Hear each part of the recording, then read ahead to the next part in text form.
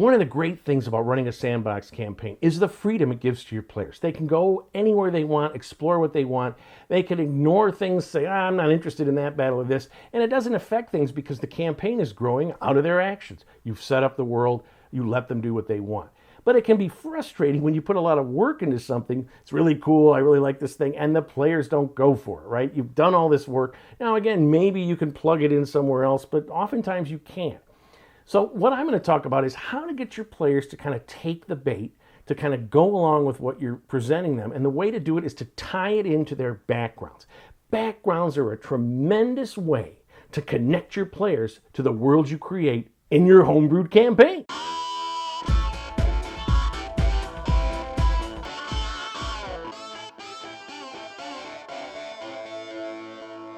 Hey, KR King here again on my YouTube channel dedicated to homebrewing a campaign. You know, backgrounds of your player characters are vital to connecting them to your world. Backgrounds are really important because the class characteristics often are more about the mechanics of the game than they are your character's place in the world that the GM has created. So in some earlier episodes, I set up the world and the map and the cities, and I created the first NPC that the players will all kind of unify or link up with, Zodie the Tavern Keeper. They'll meet at his tavern for their first mission. And I suggested a caravan guard mission as the potential first mission for your player characters. He's got this load of ale that he wants to transport to this wide open town of Menneth, which is one day's travel north of Dramos, which is the starting town. And there's this Ezrin clan that wants to stop him. They control all the shipping, and he's avoiding their shipping rates by going overland. So I have this setup where they meet these thugs, these brigands that are hired by the Ezrin clan. So that they're going to start in the town of Dramos.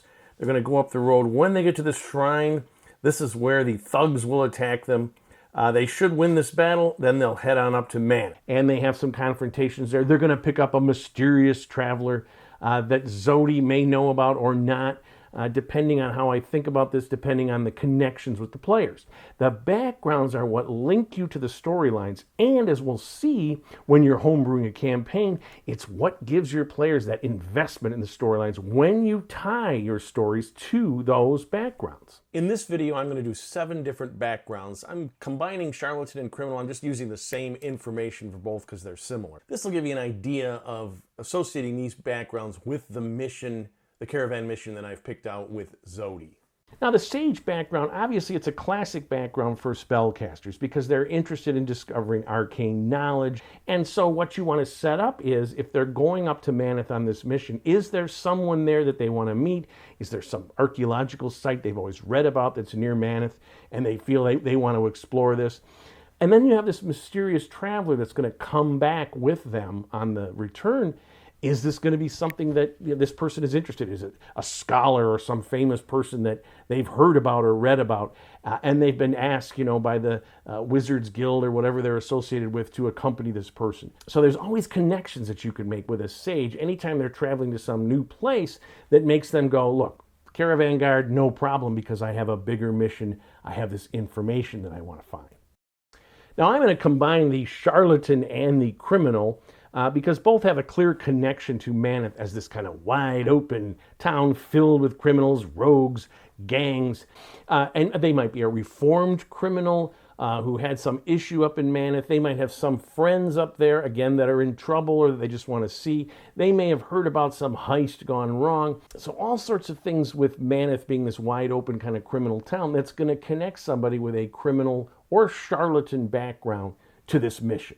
And of course, the Charlatan criminal may have a connection with Zodie. Zodie's not really a criminal guy, but his tavern is in the wharf. There are a lot of criminals. He kind of has a policy of letting people, as long as you don't cause trouble or bring trouble upon me with the city guard or whatever, anyone is welcome in my tavern. It's a gathering place for adventurers, some of whom are a little, let's say, not quite above board or whatever. So the Charlatan criminal has a connection both to Zodie and to Menneth, the destination. So a character with a noble background, obviously there's going to be connection with the leading families of Melanor. You have the families in Dramos, the Ezrin clan, which has representatives in all 3 of the major settlements on Melanor. You also have competing families between Dramos and Menneth. You have this rogue who kind of runs things in Menneth, but he has connections as well. If you have a character who was a noble, that pretty much means they're going to be from one of these leading families. But those connections, they grew up with these people, the fancy folk of all the towns. They knew them as kids, or they have a connection with them that the other characters aren't going to have. It's only going to go so far, but it's going to go far enough to get them into places that they wouldn't go. So the noble character can be very useful in terms of running with these high-level people and the intrigue of the campaign. And the noble character can be a diplomatic courier. Perhaps there's some kind of secret mission going on, just the tentative beginnings, because these are first-level characters. But there's some secret mission that the leaders of Dramos and Menneth, they want to talk about. I want you to take this packet of letters as a courier, to the Gilded Palace and hand it off to this guy or that. And again, they do it with this low-level group because who would suspect that they would be the ones? They would trust a noble character because they would have entree to this world. They would know how to behave. They're very upper class. They're very polite, etc.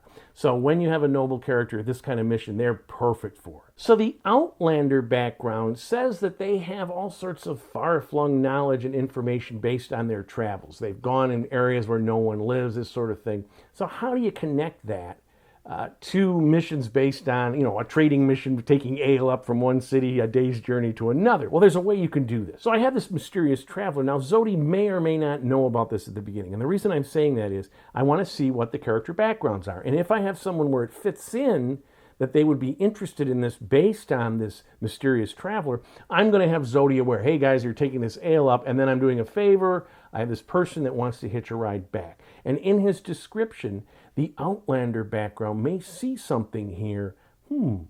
There's something here familiar. There's something here that piques my interest. I heard a story somewhere about this, and you can supply them with this story, detailed or just fragmentary or whatever. That's a great way to include the Outlander person. You can also have a story circulating in the bar about something that's happening in Menneth that, again, piques the Outlander's interest. Because in their travels, they hear things of legends, of rumors, and you connect something with that. I'm using the mysterious traveler just because it's relevant to this mission for everyone.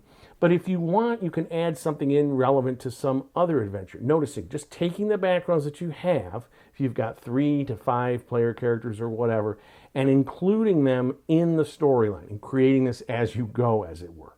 Acolyte. This is where someone who's committed himself to a specific temple, a specific god as a patron, they don't necessarily have to be a cleric. This is just the background they chose. And this always has a sense of urgency and interest because it's got this religious devotion. This is really important to the character. Depending on how many player characters you roll up, you may decide, okay, I'm going to make Zodie an adherent of this temple, if it makes sense for his character, an ex-soldier now running a tavern. Perhaps there's a temple up in Menneth. Perhaps it's run into trouble. Menneth is this wide open town. Perhaps then the player character wants to go there. He's got someone that he knew at the old temple, or maybe he's been sent there by this temple. Hey, if Zodie sends you on something, we've heard that he's going up to Menneth on this mission. Go along and check out what's going on at the temple, right? And then you've got more intrigue for the party when they go up to see what's going on at the temple. And then finally, the classic Urchin background. A lot of people love this, where you are growing up on the streets and you're living by your wits. It's clearly a background. Rogues and bards and these kind of characters are often urchins, but you could have a wizard urchin, fighter, cleric urchin, finds devotion to some god after a life on the streets. But you have connections here. Zodie is friendly to urchins running this rough bar on the wharf. There's a connection there. You could also have the person might decide they want to be from Menneth, as this wide open town. And you have gangs, right? Gangs of criminals, of urchins, of young people, whatever. And they may have a connection there. So anytime you're going on this mission to a rough and tumble city, you have potential there to make a connection with the urchin. It could be someone, a blood relative, a lost sister or brother, something like that. Or it can be as simple as Zodie was good to me when I was down and out. If Zodie needs my help, because he's got to get this ale delivered, I'm going to help him out. So there you have it. You see the backgrounds of the player characters and you tie them into the missions and the adventures and the opportunities they have to explore your world, and it makes them invested, and then it becomes an organic process. How do they react? How do they explore it? When they see their old friend, what do they do?